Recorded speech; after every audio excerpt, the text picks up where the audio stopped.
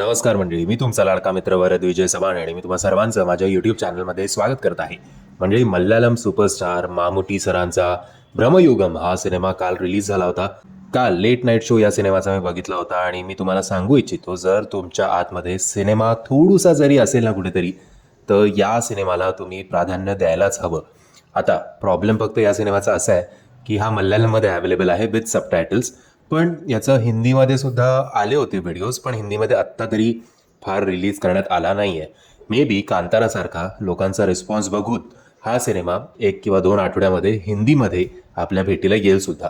पण हा सिनेमा बघितल्यानंतर तुम्हाला असं वाटतं की मामुटी सर एवढे मोठे स्टार, मल्याळमचे स्टार का आहेत ते? आय थिंक आत्ता त्यांचं वय 72 का 75 असेल. या वयात सुद्धा ते ज्या प्रकारे एक्सपेरिमेंट करतायत त्यांच्या टॉपिक्सबाबत, ते खरंच खूप कौतुकास्पद आहे. हा संपूर्ण सिनेमा ब्लॅक अँड व्हाईटमध्ये आहे आणि हॉरर जॉनरचा हा सिनेमा आहे. जंगलात एका हॉन्टेड मॅन्शनबद्दलचा हा सिनेमा आहे. जर या सिनेमाचा तुम्ही ट्रेलर किंवा टीजर बघितला तर त्याच्यात सुद्धा तुम्हाला असं लक्षात येईल की फार स्टोरी रिव्हील केलेली नाही आहे. सो स्टोरी जर तुम्हाला जाणून घ्यायची असेल तर तुम्हाला हा सिनेमा थिएटरमध्येच बघायला हवा, त्याच्याशिवाय दुसरा काहीही पर्याय नाही. या सिनेमाची कथा जी आहे ती मूळ फक्त 3 कॅरेक्टर्सच्या अवतीभोवती फिरते आणि ज्या प्रकारे ते सगळं आपल्यासमोर सादर करण्यात आलं आहे. एक स्त्रीसुद्धा आहे जी सुरुवातीला आणि इंटरव्ह्यूमध्ये काही काळ येते. ते कॅरेक्टरसुद्धा खूप इंटरेस्टिंग आहे.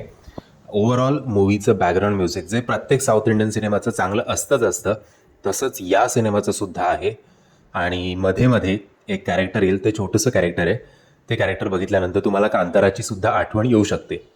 बट ओव्हरऑल जे काही आपण बघतो त्याच्यानंतर आपल्याला असं वाटतं की लोक काय करतायत आणि आपण अजून अनफॉर्च्युनेटली का काही स्पेसिफिक जॉनर्समध्ये अडकलो आहे. बट सुपर्ब अटेम्प्ट आणि सुपर्ब सिनेमा आहे. थोडा मल्याळम सिनेमा टिपिकल तुम्हाला तमिळ किंवा तेलुगूसारखं कमर्शियल ट्रॅकवर धावताना नाही दिसणार. बट सुपर्ब आहे यार. जे काय आता याचं काय होतं ना की जरा देखील काही बोलायला गेलं तर मग तुम्हाला स्टोरी कळेल. आणि या सिनेमाच्या बाबत असं आपण म्हणू शकतो की स्टोरीचं एक वाक्यसुद्धा तुमच्यापर्यंत पोचलं आत्ता तरी नाही पाहिजे, जोपर्यंत तुम्ही स्वतः हा सिनेमा थिएटरमध्ये बघत नाही तर. कारण हा सिनेमा आउट अँड आउट एक सिनेमॅटिक एक्सपिरियन्स आहे.